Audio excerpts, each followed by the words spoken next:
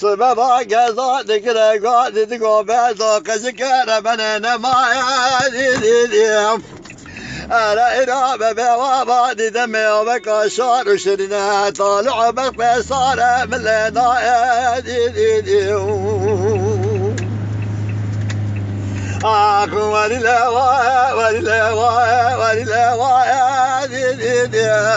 قصدك وبيضك زكانا ما ألا رابع إرابة سمك بديارة دي دمادك كتب جدلا من ترى البردكانة مقال طاب جاوز بقربات والرابع طابك قرأت بابا زخوانا أنا كل أخوة بكل بك بكون حسن عجما بفاض وصارت لا دربك الأصبان قضوا ببزودان بسبير آخر كل روشا حزار بس المال وزي خانة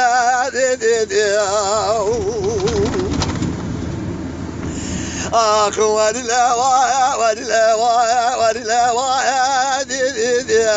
قصد ذكرك وعدتك وبعثك ذكر بنانا ما بديارة دي دماتك تجدل من التراب بابك بناونا مقال طاب جاوز بقربات الرابع طابك قرأت بابا جسونا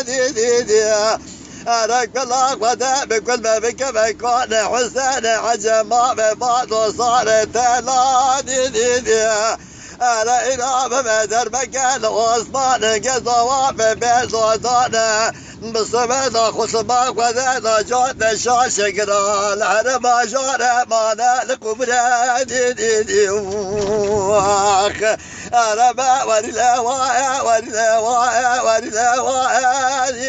أنا قصد ذكرك قاد تقوم بزور بننا ما